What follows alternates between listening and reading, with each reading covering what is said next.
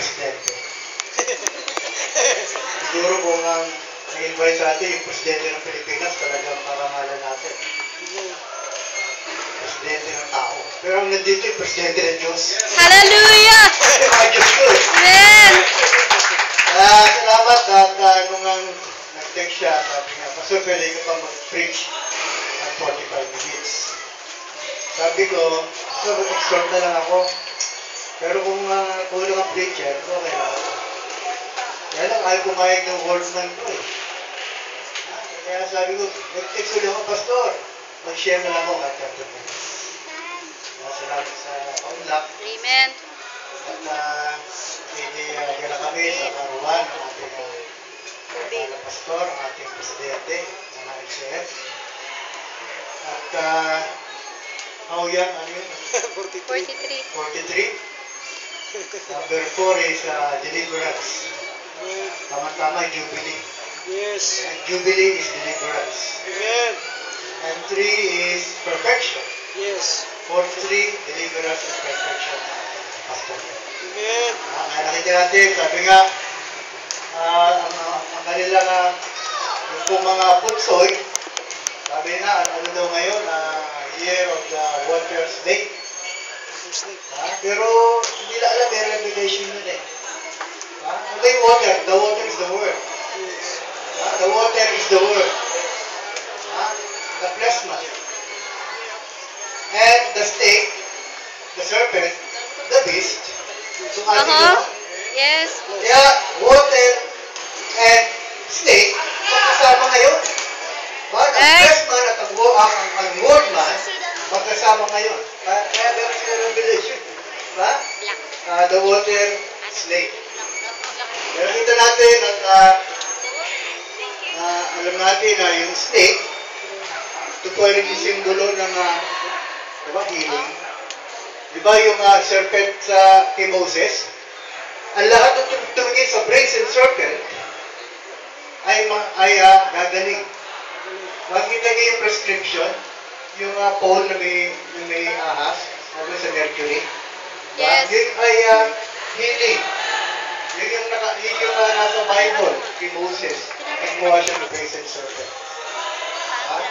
At yung serpent, o yung snake, o yung ahas, ano sabi ng Bible? Be wise like a serpent. Amen. Ang ginagamit namin wisdom, hindi yung cunning, but wisdom. Meron tayong wisdom, pero sabi niya, but be meek as a dove. Meron tayong wisdom at meekness. Pero nakita natin, wisdom, this is son of David age, nandito yung wisdom, nandito yung prosperity, and there is peace in the land. Amen. Do you have peace in your land? Yes. This is our land. Yes. Yes. Nandito ngayon ang peace in our land. Sabi ng prophet nung araw, ito raw ay best house. Diba? Tatandaan nyo? Amen. This is a best house. Pero ngayon, ang masabi ko, this is my rest house. Amen. Right. Ito ay rest house. Kasi nandito yung word man. Right, right. Yes. Amen. Salamat sa Panginoon sa kanyang pahayagan. Right. Amen. Amen. At ang ibig ko na po i-share kayo kasi talagang gumawa pala yung ibig ko ma-share ito. Tungkol po ito sa natawag natin kasusit ng kaharian.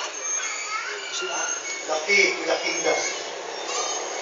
Dito po sa panahon ni Peter,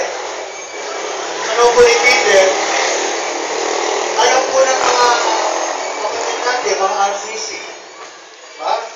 Sabi na si Pedro daw ang may hawak ng susi ng langit. Gano'ng malaki kayo susi na yun? Ang laki nun. Literally, hindi naman gano'n. Pero spiritually, pwede yun. Si Pedro daw ang may hawak ng susi ng langit. Pero sabi niya, Against the light. except a man be born again, he cannot see or understand the kingdom of God. Except a man be born of the Spirit and water, he cannot enter the kingdom of God. Ano ba yung kingdom? Ang kingdom, sabi nga ng Luke, don't you know that the kingdom of God is within you? Ang sinasabi pong kingdom, ito po ay hindi po isang geographical geographical place. Ha? Ang sinasabi ng Bible na kingdom, it is not meat or drink, but it is righteousness, peace, and joy in the Holy Spirit. Yun ang kingdom of God. Nakita natin si Peter, he belonged to the Second Testament. At natatandaan ko, may binanggit si Brother Parnell, ang sabi niya, the key to new birth is Acts 2:38. Kung ang key ay ang Acts 2:38, basahin natin kung ano yung key. Acts 2:38. Ang sabi ni Brother Parnell, Acts 2:38 is the key to new birth.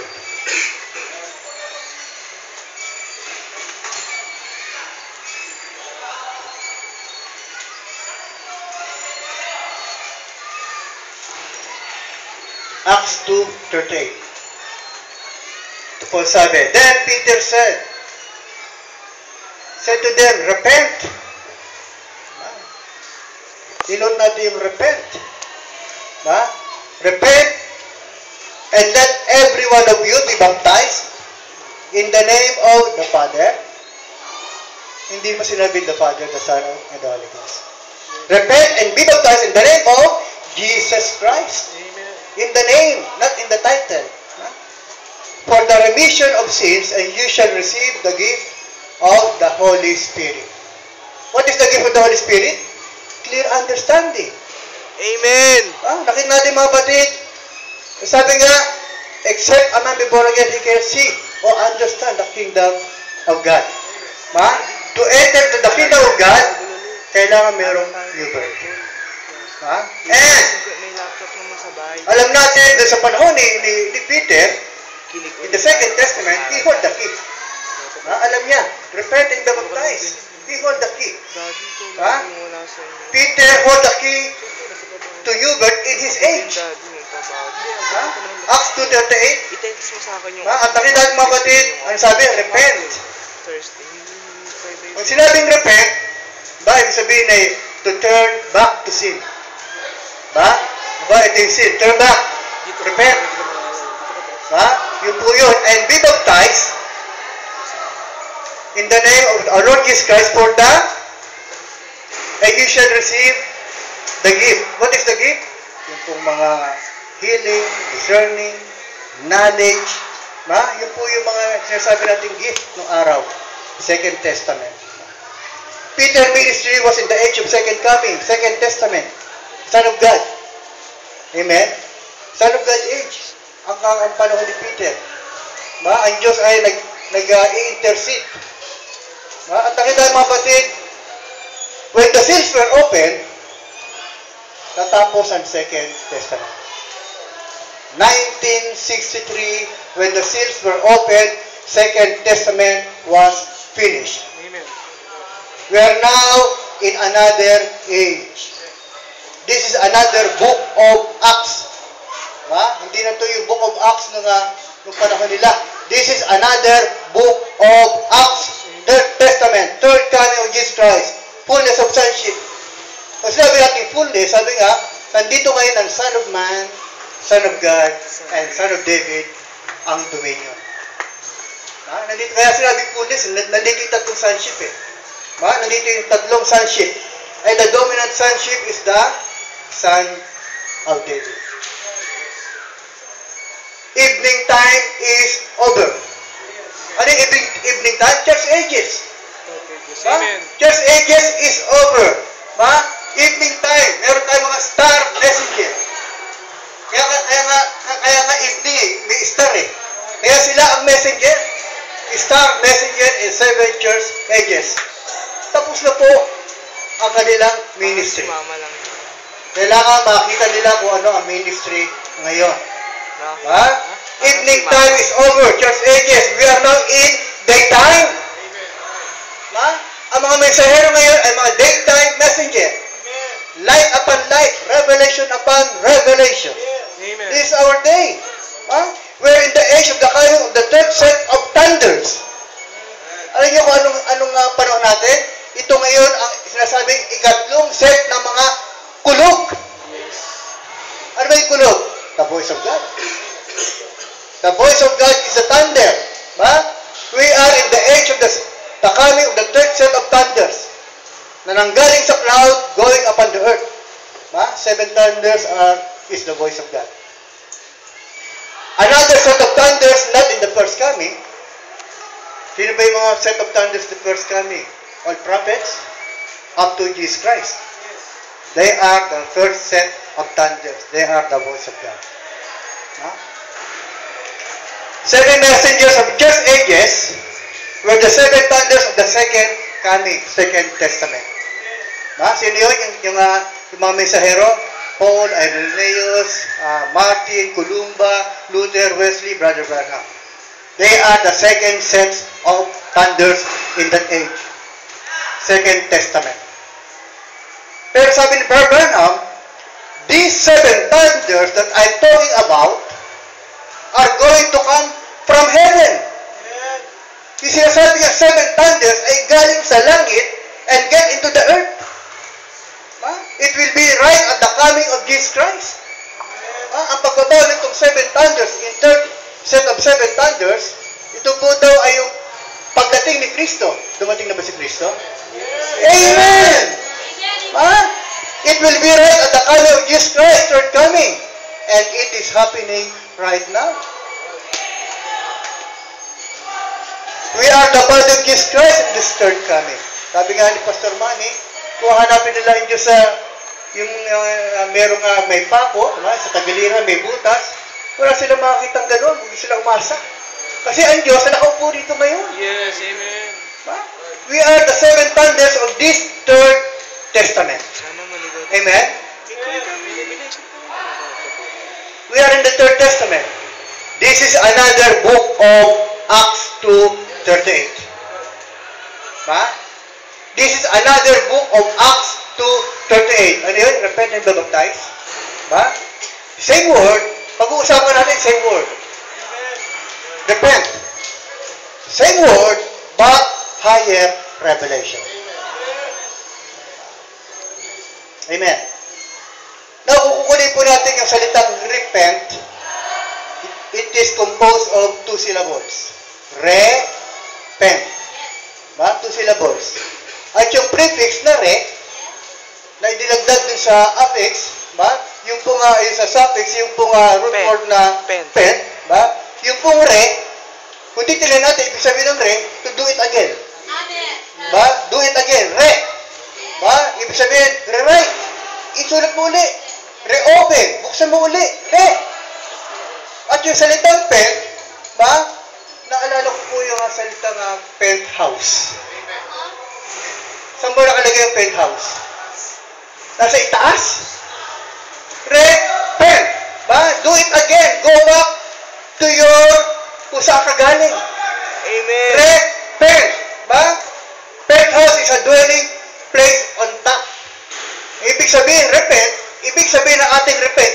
Ang Acts 2:38 of the third coming, repent, do it again, or go back to the top. Repent. Bumalik ka sa itaas. Iba yung kay Paul kay Peter Repent, ibig sabihin niya ay turn back from sin. Pero yung repent natin, sabi nga, go back, move forward, yung kay Peter, turn back Ito naman, move forward. Move forward and go back to your Eden's condition. On top. Ano yung penthouse? It is on top. A dwelling place on top. Kaya ibig sabihin mga kapatid, ang Acts 2:38 ni Peter ay turn back from sin. Pero tayo po, it is another book of Acts.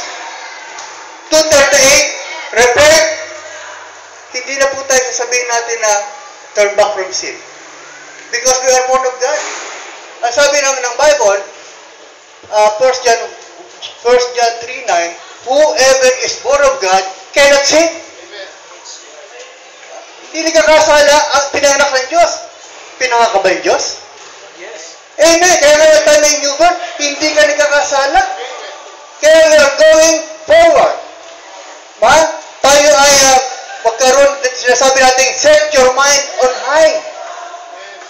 Ba? Sabi nga natin mga kapatid, move forward back to the Eden condition kung saan nandun tayo noong araw.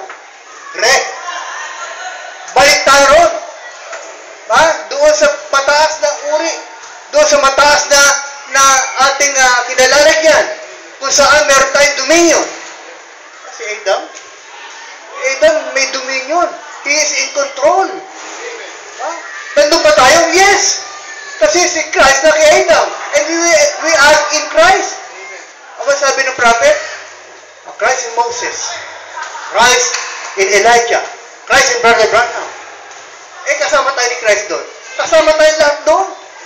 Kaya nga mga kapatid, ang Acts 2:38 natin is not to turn back, but to move forward. Magkaroon tayo ng higher, sabi nga, higher revelation, set your mind on high. Kaya nga mga kapatid, kung meron tayong dominion, meron kang authority. Meron kang authority sa iyong beast. Sino ba nagka-control sa Garden of Eden? Sa mga hayop? Si Adam. We have the control of the beast. Ito yung beast. Pero ngayon mga kapatid, this is no longer a beast. When we receive our new birth, it is now a spoken word body. Amen. Amen. This is now a spoken word body. Nakita niyo mga kapatid, sabi nga, repent and be baptized. Anong klase ng baptism ng Third Testament? Basahin nga natin, Luke 3:16.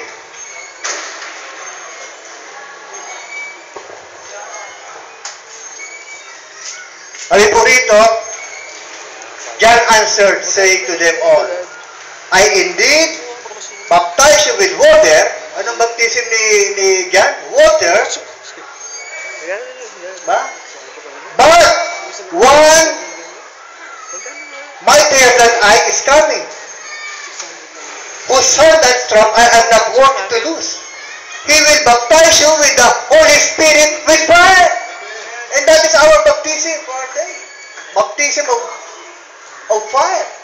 Ano yung fire? To annihilate yung mga dati nating karakter. Baptism of fire. Holy Ghost and fire to consume the old nature. The old soul, old nature, old seed, old life. Yan ang baptism natin ngayon. And it will cleanse you. Ano yung mag-cleanse natin? The Word. The Word for your day will cleanse you. Habang nakaupo ka dyan, hindi mo alam na may nililinis sa'yo. Kung makita ng salita na lumalabas sa aking bibig. Sa lahat ng mananampalataya na tumatayo sa pulpito. And you shall receive. Ano yung ating Acts 2:38? Repent. Go back to your position in the Garden of Eden, have dominion, and that you shall receive the gift of the Holy Ghost. Ano ba yung gift of the Holy Ghost ngayon sa ating panahon? Ang sabi ng Ephesians 3:7, to be a minister is a gift from God. Yan ang gift sa atin ngayon ng ating Panginoon, the fivefold ministry. That is the gift of God for our day, for the perfecting of the body of Christ. At makita niyo mga kapatid, isang mahalagang gift dito, yung pastor. Yes, amen. Bakit? Sa fivefold, ito yung pastor, evangelist, teacher, apostle, prophet. Ang pastor, kaya niya abutin ang bawat teacher, apostle, prophet, teacher. Evangelist. Lahat siya kaya niya abutin. Pero kapag itong dalawa, apostle, ang hirap, sa mabangayo. Diba? Ang hirap abutin. Pero ang pastor, kaya niya abutin yung apat. Kaya nga sabi ni Jeremiah 3:15, sabi ni Jeremiah 3:15, God will give you a pastor according to His heart. God will give you a pastor according to His heart, that will feed you with knowledge and understanding. Yes, amen. Kaya mahalaga po yung, kasi yung ating propeta, Branham, meron din siya pastor, kahit siya po ay isang propeta na nagpapasubmit. Bakit natin mga kapatid, pastor can manifest the fivefold ministry. Alam niyo ba yan? The pastor can manifest the fivefold. Ba? Ngayon, nangangaral ako, meron akong tupa. Ay, may pastor. Kung nag-break ako ng word, nagtuturo ko, ay, may teacher. Yes. Kung ako'y nangangaral sa labas, ay, may evangelist. Ba? Kung ako'y nag-church planting, I am an apostle. And I am revealing a word, I am a prophet. In time of needs, kayang gawin natin ang fivefold. In time of needs, kung kinakailangan. Ganun lang lang po yun. Kung man napunta ka ron, yung panahon ko, ano yung isang fold. Yan po ay isang gift ng Diyos para sa atin. The fivefold is a gift of God sa kanyang katawan. Now, sabi nga, the gift of the true fivefold ministers, the gift of the fivefold be true. Hindi yung fivefold lang, The gift of the true fivefold ministers will give direction to our lives. Yan po pwedeng gawin ng fivefold, true fivefold. I-direct niya ang ating mga buhay. Hindi katulad ng isang baha. Alam niyo ba kaiba ng baha tsaka sa river? Ang baha, it is a type of unbeliever. Kasi ang tubig sa baha, kung saan lang yan. Kung saan may mababang lugar, nandun ang baha. Nandun yung tubig. But a river has its own path. He has a destiny. And that is us. We are the water in the river. Meron tayong destiny. Meron tayong patutunguhan. Unlike the floods. Sasal lang. Kapag may flood, sasal lang yan eh. Pero ang river, meron siyang sariling daan. Meron direksyon ang flow ng water. And we are a type of a river. Meron tayong direksyon. Unlike the flood. Tuloy natin ating basa sa Acts 2. Kanina 38. 39.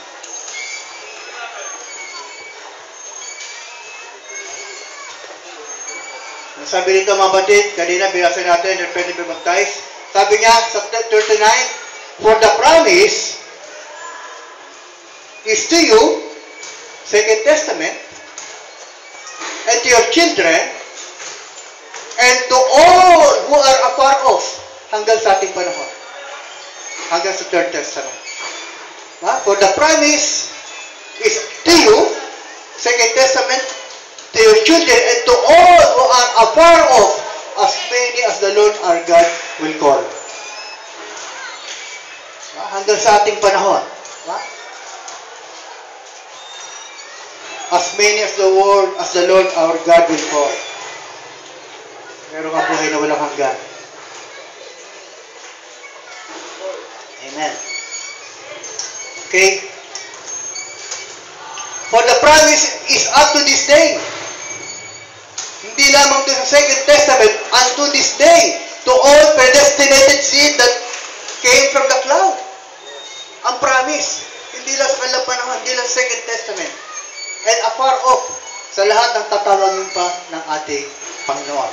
In this Third Testament, third coming, the Lord God will call. Sabi nga, moreover, whom He predestined, He also called. Lahat ng predestinado ay tatawagin, hindi pwedeng hindi. Kung ikaw ay napakalakas sa tao, wala kang Diyos, ibigyan ka ng Diyos ng matinding sakit. Baka sa ospital ka tumanggap, doon ka natawag. Sabi mo makapangyarihan ng tao, doon ka kinulong. Doon ka tumanggap sa Diyos. Doon ka tinawag. Kaya nakita ng mga kapatid, sabi nga, moreover, whom He predestined, this He also called, and justified and sanctified. Ano yung sanctification? Tayo po ay ihiwalay. Sanctification is to be separated from the world. Kaya nga ngayon, ang kasama natin, hindi na yung mga dati nating barkada. Sanctification is to be separated. Tayo ma-separate kung saan natin ang mga dati nating mga kasama. Iba na ang ating mga kasama ngayon. And you are justified, sanctified, and glorified. Are you glorified? Amen. May ED. You are glorified. Tapos na ang glorification. You are glorified. At sabi nga, tatawagin ka. How are we called? Paano tayo natawag? Basa. 2 Thessalonians.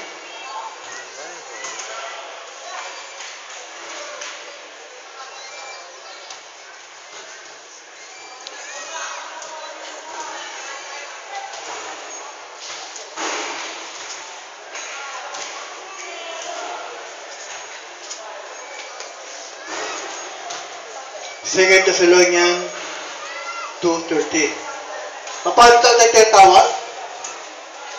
But we are bound to give thanks to God always for you, brethren, beloved by the Lord, because God from the beginning chose you for salvation.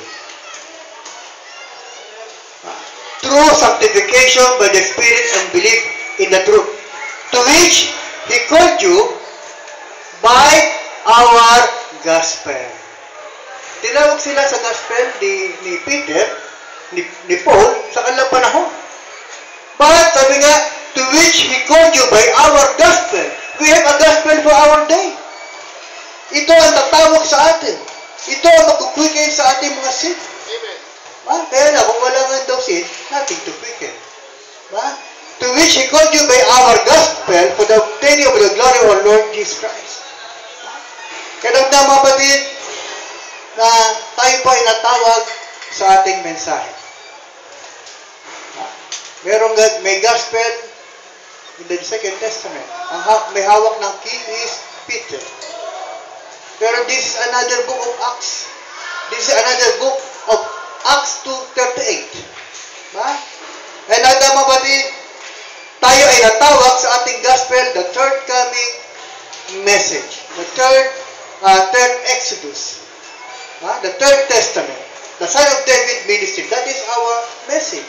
Diyan po tayo natawag by hearing the present truth message. Paano tayo natawag? By hearing the present truth message to awaken the sin. Ang mag-awaken lang sa atin ay yung nasabi natin truth, present truth message for our day. Kasi meron mga truth ng araw eh. Meron truth na sinasabi sila Peter. Meron silang truth. Pero meron tayong truth. This present truth na kailangan marinig. We need to speak. Kailangan tayo magsalita. Bakit? To awaken the seed. That is our purpose for today. We have to speak to awaken the seed. Bakit? Because faith cometh by hearing. Kung hindi tayo magsasalita, ano marinig nila? We need to speak. And faith cometh by hearing, and faith is a revelation. Faith is a revelation. We need to speak. Because faith cometh by hearing, and hearing the word of God sent man. Marami namang nag-speak ng word, pero are they God sent? Sila ba ay isinugo? Marami dyan. Television, radio, jeep, bus. Maraming nag-speak ng word. Pero are they true sent of God? Kaya mga tayo mga batid, we need to speak because faith cometh by hearing the word of a God-sent man. And I believe these third coming ministers are God-sent man. Our purpose is, to talk. Ang ating purpose sa mundong ito ay magsalita or speak to them. Speak to them. Huwag tayo magpipi. And sabi nga mga kapatid, our purpose is to talk or to speak to them. Plant the seed. Ano yung seed? The word. Plant the word. To them. Water the seed. Ano yung the seed is the word. Itanim mo yan. Diligan mo yan. Ikaw gagawa nun eh. And God will nourish and grow that seed. Sa Diyos lang yun ang magpapatubo. Tayo, gagawin lang natin, itanim ang seed, diligan ang seed, but God will work for the growing and nourishing. Kung may seed yan, ma-awaken yan. Kaya, ang kailangan lang daw natin ay magsalita. Kaya, nakita ko mga batid na sa panahon ngayon, kailangan talaga maging madaldal. Gamitin natin ating pagka-chismosa. Pero i-chismis mo, si Jesus Christ para. Amen. Hindi yung chismis na yung mga kapitbahay natin. Amen? We've got to speak. Man? And what we've got from man, kung ano man ang nakuha natin sa isang tao na salita, ang sabi, then, pass it to others. Yung salitang nakuha ko, yung salitang na nagbago ng buhay ko, ipasa din natin sa iba. Pass it to others. The seed has passed through the body of the Lord. Dapat daw maipasa yung seed, yung nakuha nating word, sa body. At paano maipapasa yan kung hindi natin salita? We need to speak. That is our purpose for our day.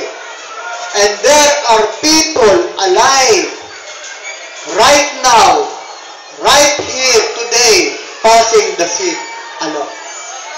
Hindi lang ako, hindi lang minister, hindi lang pastor, pati kayo na body of Christ, kayo ang may responsible para ipasa ang seed sa body. Kung si Peter ang may hawak ng key to enter into the kingdom of God in his day. And I can say today, we, the Third Testament, third coming believers, hold the key to you birth, that they can enter into the kingdom of God. Kaya kailangan natin mga kapatid, speak. Maraming, sabi nga, maraming aanihin. Pero kung konti ang mga manggagawa. Doon po sa amin sa Pasig, maaari sana ayoko nang kumuha pa ng isang trabaho doon kasi puro volunteer lang doon. Pero ginapan ako isa pa yung DSWD, may tatang yung 4Ps. Alam niyo yung 4Ps? Yung 4Ps, pangkabuhayang Filipino program, yung 4 yun. Sila ay nagbibigay ng yung mga nagbibigay talaga, nagsusuporta ang gobyerno ng mga sa mga mahihirap, lalo kami yung nag-aaral. Noong una, inayawak ko kaya lang, nakita ko, pagkakataon nito.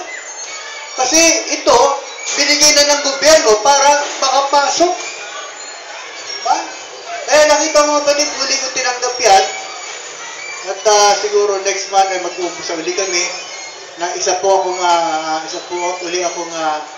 mentor, values formation teacher. Kasi alam niyo ang nangyari, yung mga binibigay na pera sa kanila, doon sa mga nanay, ang ginagawa, sinusugal. Kung ano na pinagagawa, iniinom. Kaya kailangan talaga nila ng values. At ito na ang panahon. Ito pagkakataon that I can speak. To pass the seed to the body. Kung merong seed doon, ay atin pong makukuha. Kaya salamat sa Panginoon at this is the year of Jubilee. This is the year of independence. This is the year of deliverance. Ito ang panahon na tayo papalayain sa lahat ng kahirapan. Maaaring nung araw ay nakaamba sa ating mga blessing. pero hindi pa yung panahon. Inintay talaga ang 2013. 50 years. 2013 minus 1963 of previous years is 50 years. This is our jubilee. Pagpapalaya sa lahat ng kahirapan, sa lahat ng sakit, karamdaman, sa lahat ng problema. Antayin lang natin yung mga kapatid. Hindi natin iniintay si Kristo, ang iniintay natin yung mga darating pang mga biyaya. Ngayon lang, God bless you all. God bless you, Pastor. Thank you. Amen. Palakpakan natin muli ang ating Panginoon. Yes, God. Malinaw. Tuloy-tuloy ang mensahe. Mga kapatid,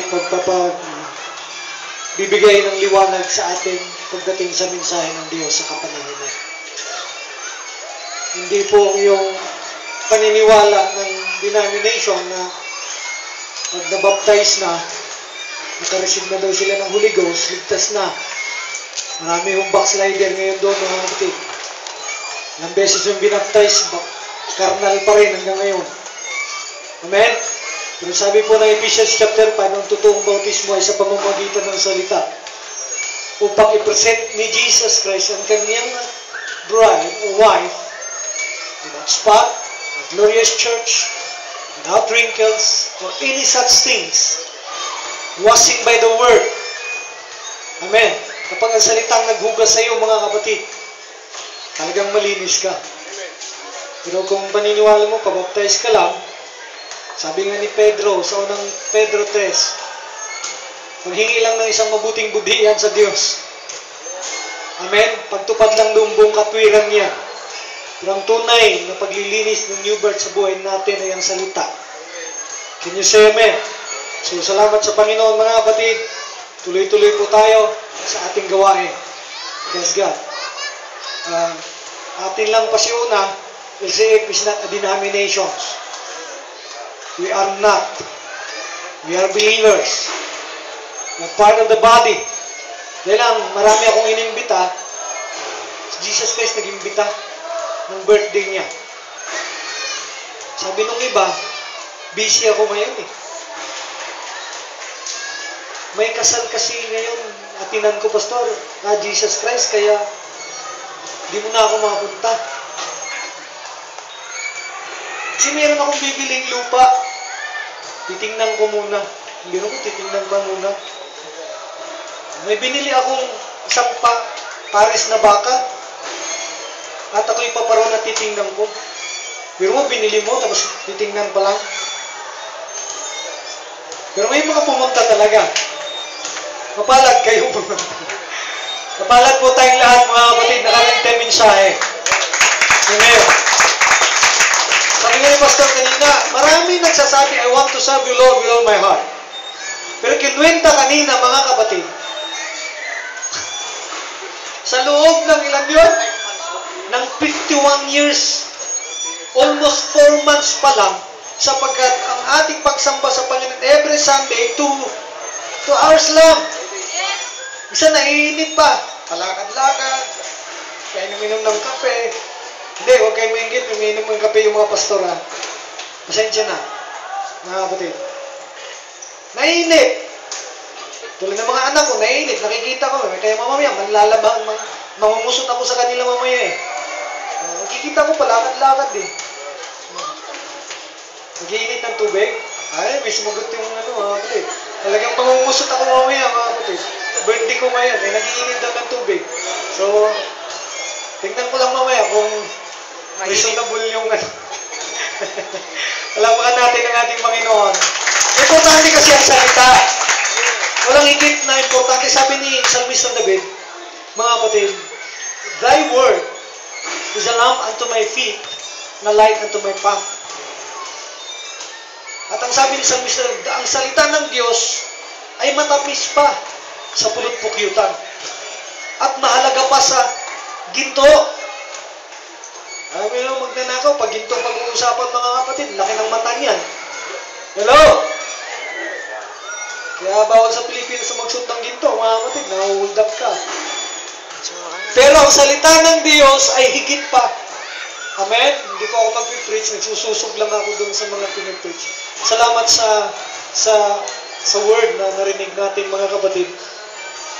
So, maya-maya mga kapatid ay kung paano natin pinakain yung spiritual nating pagkain, pagkasahin na natin kung ano ang inihanda ni Jesus Christ.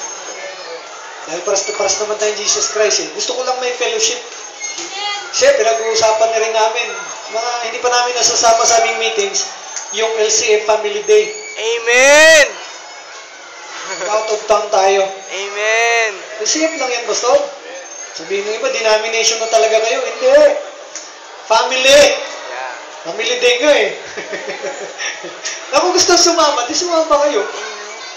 Pero, inano ko lang sa LCF mga kapatid, hindi lang LCF ang in-invite ko ngayon ha, lahat po. Kaya lang puro nga busy, Pastor.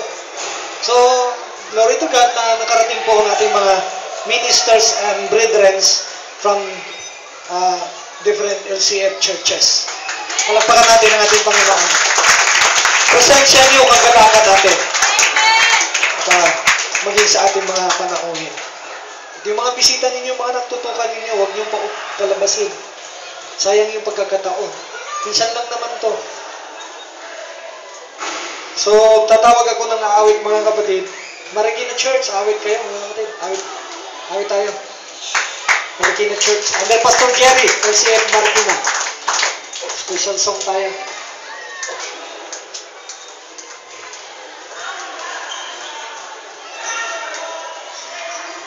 Yung mga hindi pa nakakawit. Sina Pastor Edlayo, may nakaprepare ba kayong ganda, Pastor? Yeah.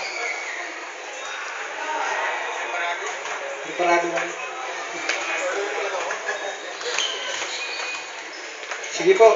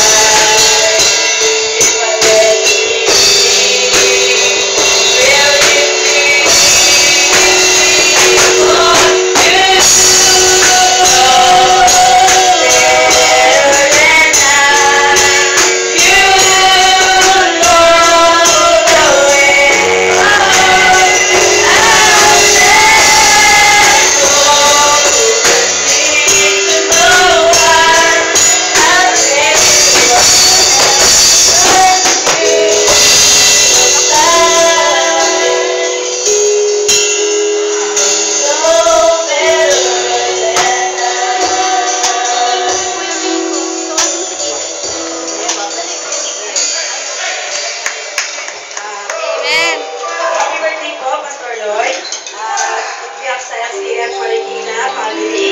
Maraming salamat po at na-invite nyo kami dito. At maraming po kami sa inyo. I know, yung lyrics po nito, I know you overcome all trials, everything you are victorious.